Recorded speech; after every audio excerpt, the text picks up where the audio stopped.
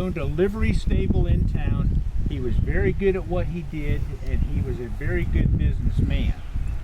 For whatever reason, he got it through his thick skull that he was going to buy a bankrupt circus in 1883.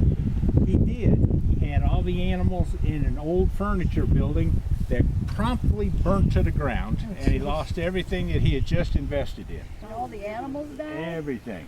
So he turned around and found another circus that went broke. And he that bought all that, and he started his own circus in 1884 for the first time. Actually, I'll back up a little bit. 3 miles down this road yet is his brother's barn that's still standing. And that's where the first winter quarters was, but there's no historical marker to tell you which barn it is. So unless you actually knew what you were looking at, you wouldn't have a fast idea. But anyway, in 1892, he bought this property from Gabriel Godfrey to the Miami Indian Nation. And when he started buying land, he kept buying land, he kept buying land. He was the biggest landowner in Miami County, bar none. Probably nobody in this county today owns as much land as he did. But he bought 600 acres right here. He used about 12 of the acres for the circus, and then the rest was farmland, as it is today. And that farmland, being the smart man that he was feeding all his animals and still making enough money to sell the crops and bring more money back in at the same time. He's also keeping his livery business open downtown, so he's got hay for all his horses and making money right and left. This gives you an idea. Now, he died in 1921. The American Circus Corporation started that year, and they started building this facility up in a way that had never been elaborated on before. So you can see all the different wagons or barns, and what you'll see is the elephant barn, which is number 7. The museum barn for us was the wagon barn. That's number 6. And over on the corner over there is the office, which is number 31. Behind that is the corn crib, which is number 3. And then in the very back is the wagon shed, which is number 15. So we have 5 of the original buildings still standing, and of course they're all listed as National Historic Landmarks today. American Circus Corporation back in the 1920s. And this is where the arena was that Cline Beatty had that picture taken in. And that picture was taken right where that poster is right now.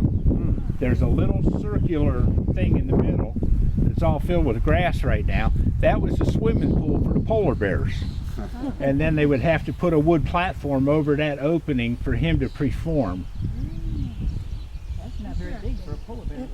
No, but it was just enough for them to get in there and get wet. Cool. Splash around, tell each other who's boss, that kind of stuff. So then the way it would work, the animals would go straight back, maybe 8 or 9 feet, and there was a long 200-foot barn that was filled with cages. And that barn was also big enough to practice inside during the winter months. Attached to this, or back further? Well, about 8 feet back. Okay. Yeah, they had what they call a chute that they would bring the animals from one point to another. Okay. And the bears all lived outside. The lions and the tigers all lived on the inside, but there was a pass-through to get them from the inside to the outside. The wagons that you see sitting around all came from Sarasota, Florida. These were all part of the Ringling Brothers and Barnum and Bailey Circus. And when we got the Circus Hall of Fame, we got these artifacts that went with it. Over there, you'll see an old Ringling Brothers wagon that was found in a field in Ohio. And it didn't have any wheels on the front, so the wheels that are under it right now aren't original. But Cool. all right. And so he turned all this into farmland. So this would have been a dirt floor from one end to the other because the elephants were in here. They had no use for concrete. So the concrete that's in here was put in by the farmers over the years.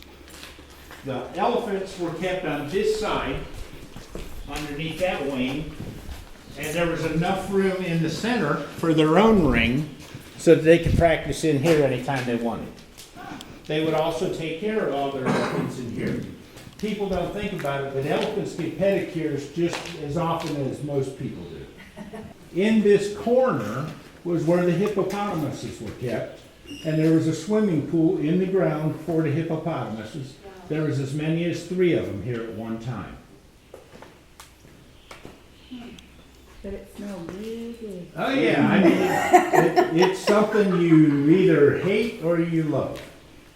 And so the wagons that are in here are from different circuses. As part of our collection, we bring them all out during the summer months. We just have a few of them out right now while we're here working. Longer. So you have the one on the one side, and the tent would be on this side, so that as it was going along, it would be able to pull away from all the That thing space. there, it's driving it. Put your foot underneath there and see what it feels like. See, that thing's driving some, that's a serious thing there. And it's a regular two-cycle engine, and because the people that were on the Circus were smart enough to drain everything and to put just enough oil in it, they were able to start it within an hour of 50 years of it sitting there. Wow. Never ever thought of the circus side, the state dragon. That's something you don't think about. Well, and then we as circus people would spend July 4th as a holiday by playing circus games. And so we would have stake driving contests with one person, stake driving contests with two people, who could back up the truck and get it into the smallest area most accurately. You know, who could climb the rope the fastest, you know. The engineer. It's something we did all day long, every day. We just had fun. Well, right here, if you come back here, you'll see the bottom. That's where they would stop driving the stake. And then they would be able to pull the stake forward. Now, the stakes were about 5 foot long, so they put every bit of 3.5 feet in the ground. Okay. Then at night, when they're ready to pull them out, the elephant would come around with the chain around its neck, and they would simply wrap the chain around the stake, and the elephant would lean up and it'd pop them right out of the ground. Wow. Well, I wanted to see what's in there. Yeah, that's your motor. Feels good. This is my business one. I work for a company that. This was just taken out of the Paul Kelly farm over on 31 on the west side. This was in the lion and tiger cages for many, many years. A lot of people have called it a bird cage. I really think it was a birthing cage, because on the other side is the chute door that raised up to let the animal come in. You can see the claw marks in the wood where the animals had been in there. So with it having mesh on it and not bars, the mesh would have been a lot more practical for the young babies to not escape through that, whereas they could squeeze through the bars. But this was right at chest high where the door was to actually get in, which makes me think that the babies would have been in there, and it would have been easy for an adult to tend to the babies once they put the mother back into the regular cages again. Now, the artwork that's on top was all painted by Art Johns, who was a circus painter. And it was 1946 when he painted all that for him. A birthing cage. So they didn't bring all these animals in. Yeah, and this particular barn, which has just been torn down by the state DOT, it was probably 170, 180 feet long. It had cages on each side, came around the end and made a big U shape. And then there was an arena in the middle.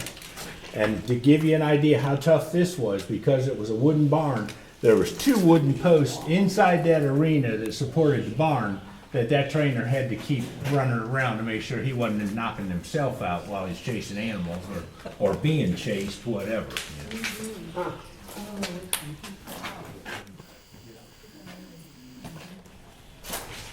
Yeah, there's a lot of stuff here.